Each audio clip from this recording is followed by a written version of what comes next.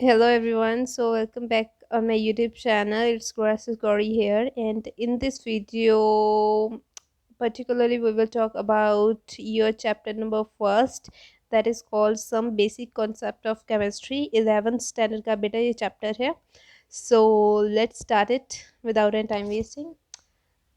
So जो इस chapter में फर्स्ट चीज़ आती है जिसके ऊपर आपको ध्यान रखना है वो आती है केमिस्ट्री कि देखो यार ये चैप्टर फुली बेस्ड है क्योंकि अभी आपने 11th स्टैंडर्ड स्टार्ट किया तो सबसे पहले यहाँ पे आप तो यहाँ से बिल्कुल आपका ना बेसिक से स्टार्ट होगा। ठीक है, और मैं भी जो ये पढ़ाऊँगी बिल्कुल बेसिक से पढ़ाने वाली हूँ, तो ध्यान से पढ़ना। ठीक है, सबसे पहले हम पढ़ेंगे केमिस्ट्री होती क्या है, उसके बाद में पढ़ेंगे इसकी इम्पोर्टेंस, ये क्योंकि चैप्टर के नेम से क्लियर हो जाना चाहिए some basic concept of chemistry है, तो केमिस्ट्री का बिल्कुल बेस क्या है, ठीक है, उसके बारे में हम पढ़ेंगे।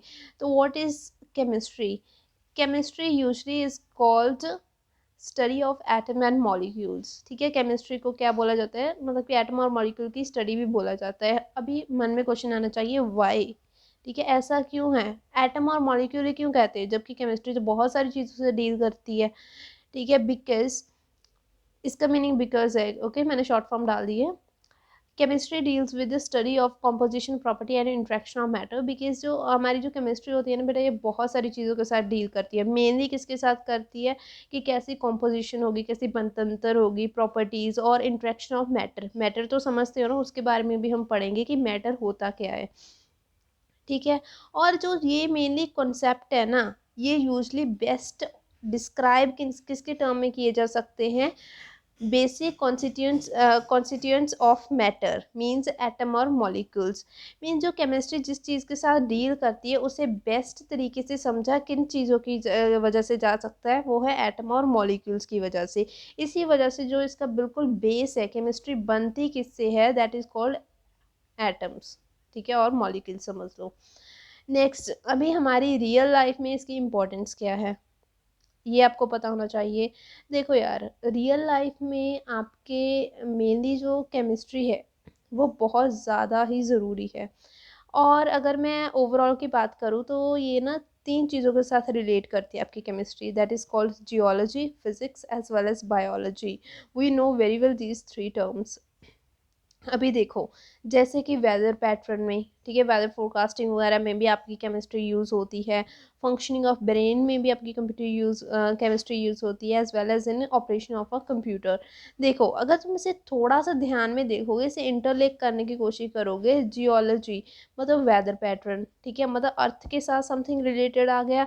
और कंप्यूटर है तो एक टाइप की मशीन ही ना यार, फिजिक्स के साथ रिलेट आ गया। फंक्शनिंग ऑफ ब्रेन, ब्रेन किसके साथ रिलेटेड आ गया भाई, आपकी बायोलॉजी की स्टडी के साथ। तो इसी वजह से कहते हैं ये तीनों चीज़ों के साथ रिलेट करती है। अभी ये इसका मेन रोल किस किस चीज़ में प्ले करती है, इन तीन चीज़ों में, वैसे तो बहुतों में करती है लेकिन मैंने एग्जाम्पल तीन की लिखी है। ओके। और दूसरी केमिस्ट्री देखो, ह्यूमन को केमिस्ट्री का बेनिफिट होता है वो बात अलग है, लेकिन इससे केमिस्ट्री से हमारे देश को क्या फ़ायदा होगा? ऑब्वियसली हमारे इंडिया को क्या फ़ायदा होगा, इंडिया की भी इकॉनमी बूस्ट होती है। अभी इसको अगर मैं थोड़ा डिटेल में लेकर जाऊँ तो बेटा थोड़ा सा सोचना, इकॉनमी कैसे बूस्ट होती है। जैसे कि हमारी बहुत सारी केमिकल इंडस्ट्रीज़ हैं, पता ही होगा ना कितनी केमिकल इंडस्ट्रीज़ हैं, और जो मैन्युफैक्चर करती है different type of dyes, as well as हम कह सकते हैं डिटर्जेंट, सोप, ठीक है, एल्कोलॉइड्स, मतलब बहुत सारी चीज़ें जो मैन्युफैक्चरिंग की जाती हैं।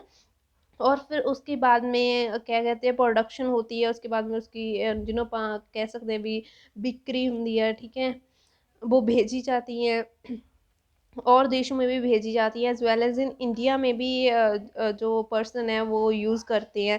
तो हम कह सकते हैं कि उससे इंडिया की इकॉनमी भी बूस्ट हो जाती है। अभी केमिस्ट्री का अर्थ को क्या बेनिफिट है, अर्थ को भी बेटा बेनिफिट है, क्योंकि अर्थ को जो अपने क्लाइमेट चेंज, सो अर्थ को क्या बेनिफिट होता है, क्योंकि बेटा अर्थ में ना एक ग्रीन केमिस्ट्री भी होती है। जो ग्रीन केमिस्ट्री है उससे क्या होता है कि इतनी ज़्यादा दुनिया है, उसको फूड भी प्रोवाइड करना है जो ह्यूमन बींग से रह रहे हैं, तो कुछ ऐसे टाइप की चीज़ें यूज़ की जाती हैं जो हमारी अर्थ के लिए लेस हार्मफुल है। ठीक है, और apart from this also if I am talking about the climate change, इसके बारे में भी हमें पता लगता है, ठीक है, केमिस्ट्री से। और कुछ लाइफ सेविंग ड्रग्स भी हैं जो केमिस्ट्री के कारण ही हम हम कह सकते हैं आइडेंटिफाई हुए हैं, ठीक है, जैसे कि cisplatin as well as taxol जो कैंसर थेरेपी के लिए यूज़ किए जाते हैं, AZT जो एड्स विक्टिम के लिए यूज़ किए जाते हैं। ये नीड पॉइंट ऑफ व्यू से भी बहुत ज़्यादा इंपॉर्टेंट है, आ सकता है, ठीक है। सो थोड़ा सा ध्यान में रख लेना ये दो ड्रग्स। और इस यहाँ तक हमने क्या पढ़ा, केमिस्ट्री होती क्या है, एटम और मॉलिक्यूल्स की स्टडी होती है ये, ठीक है। इसकी इम्पोर्टेंस क्या है, इम्पोर्टेंस हमने किस किस चीज़ के बारे में पढ़ा, ह्यूमन के लिए, हमारे इंडिया के लिए एज वेल एज अर्थ के लिए, ओके।